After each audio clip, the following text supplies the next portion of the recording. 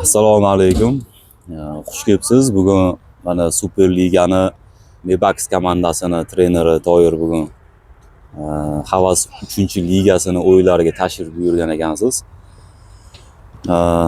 Ertaga sizlarda juda ham qiziqarli bo'lgan tur o'yini bo'ladi.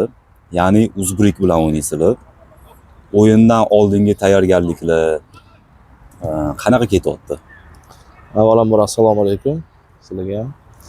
O'yindan oldingi tayyorgarlik endi biz tayyorgarlik nastroyenda qolamiz, xudo xolasa.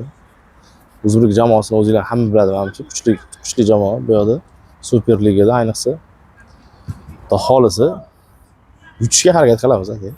To'g'ri, hamma yutish uchun tushadi stadionga. Lekin komandada qanaqadir особенный bir tayyorgarlik bo'ladi baribir. O'shanga sir bo'lmasa, qanaqa o'yinchilar tashrif buyuryapti, anchadan beri kelmagan o'yinchilar bor. Biz ham kutyapmiz u bolani. Ya'ni Sardor keladimi ertaga? Xudo xolasa ertaga sostavimiz, xudo xolasa harakat qilamiz polniy sostav kelishga ertaga. Sardor hozirgi paytda ertangi o'yinga kelmaydi baribir. Lekin kelish niyati bor. Xudo xolasa ayrim sabablarga ko'ra. Lekin bizga ham kelsa ancha-muncha foydasi tegadi. Hammamiz bilamiz bu bolani.